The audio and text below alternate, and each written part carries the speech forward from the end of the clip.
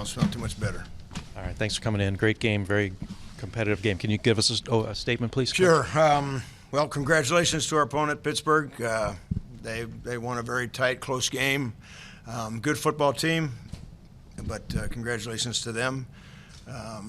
As far as our football team, obviously we're disappointed in the loss.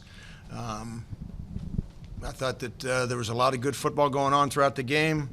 I was disappointed. We got penalized a little bit more than I would have hoped there at the end, but we got the big eye in the sky making it right, so I have to trust that everything was correct. But anyhow, just disappointing loss. I don't know what else to tell you other than that. So, yeah. 1 second.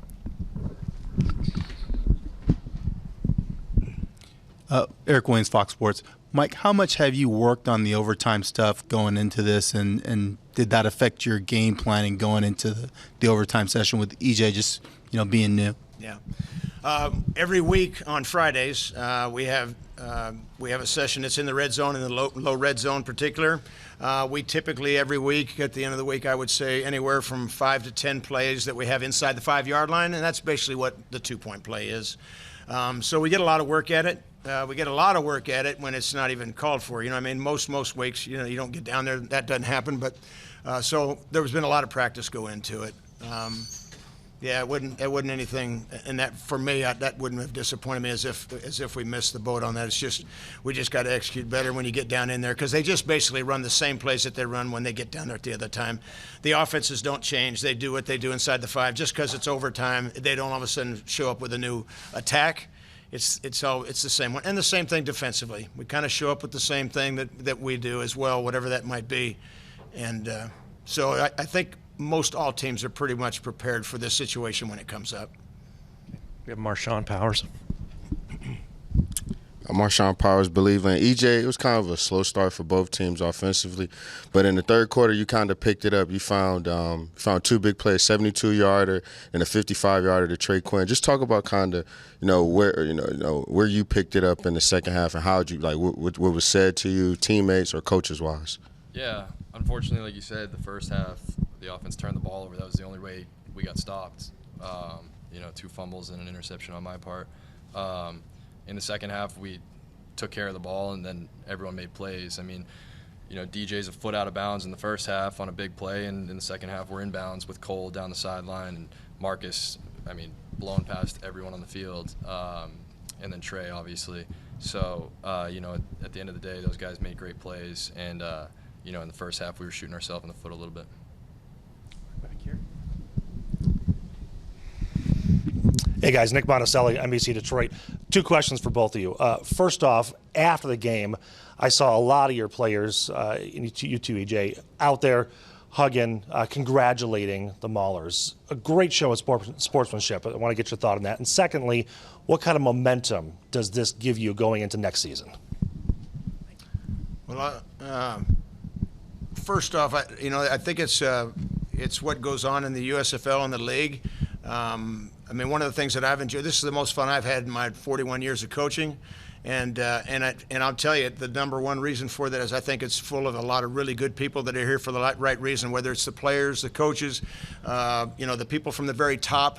Everybody has made sacrifices really to do this job and to be here, and so I think that's really what you see when the 2 teams even come together.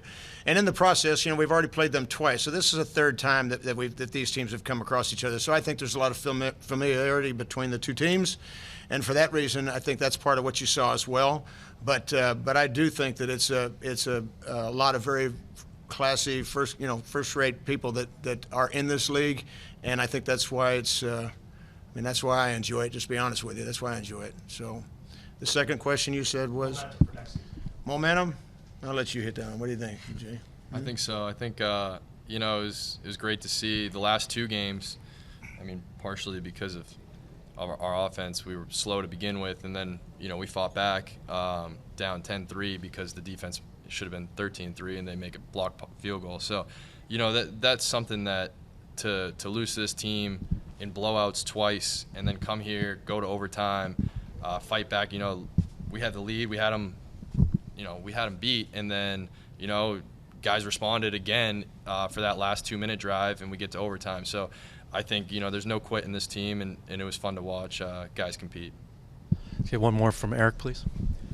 Hey, EJ, how important was this opportunity for you to just kind of get out there and show what you can do, not only here in the USFL, but obviously NFL, just to get the opportunity? And then the second half, you seem to heat up, the last couple weeks. Do you like being in those moments? Yeah, I like playing football. So, the alternative was to sit at home.